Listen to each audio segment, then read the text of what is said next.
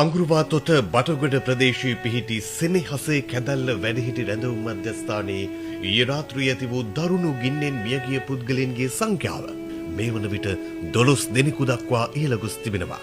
ගින්නට හසුව පිලිස්සී තිබූ මලසිරුරු මහේස්ත්‍රාත්වරිය ඉදිරියේ පිටතට ගැනීමට කටයුතු කරන අතර එහිදී බොහෝ දෙනා සංවේදී වුණා.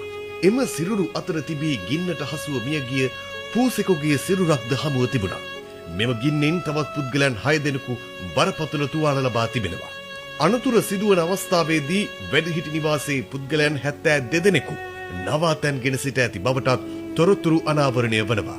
ගින්න හටගත් අවස්ථාවේදීම පුද්ගලයන් 10 දෙනෙකු ගොඩනැගිල්ල තුලදීම පිලිස්සී මිය ගොස් ඇති බව සඳහන්. ගින්නෙන් ජීවිතය බේරාගත් වැඩිහිටි නිවාසයේ සිටි 50 දෙනෙකු පමණ ඊ රාත්‍රියේ බටගොඩ කනිෂ්ඨ විද්‍යාලයේ తాවකාලිකව නවාතැන් ගැන්වුවා. අද පෙරවරුවේදී ශ්‍රී ලංකා යුද හමුදා නිලධාරීන්ගේ වැදගත් වීමෙන් එම පිරිස වැඩිහිටි නිවාසයේම අනුශාඛාවක් වුණ ගල්පාත ප්‍රදේශයේ පිහිටි වැඩිහිටි නිවාසයේ වෙත ආරක්ෂිතව යොමු කිරීමට පියවරගෙන තිබෙනවා. සිද්ධිය වන අවස්ථාවේදී පොලිස් රැකවරණ යටතට පත් කෙරුණු වැඩිහිටි නිවාසයේ හිමිකරුද අද පරීක්ෂණ කටයුතු සඳහා එම ස්ථානයට කැඳවා තිබෙනවා. ගින්න හට ගැනීමට හේතුව මෙතෙක් නිශ්චිතව තහවුරු වී නොමැති අතර අඟුරුවාතොට පොලිසිය සිද්ධිය සම්බන්ධයෙන් වැඩිදුර විමර්ශන සිදු කරනවා.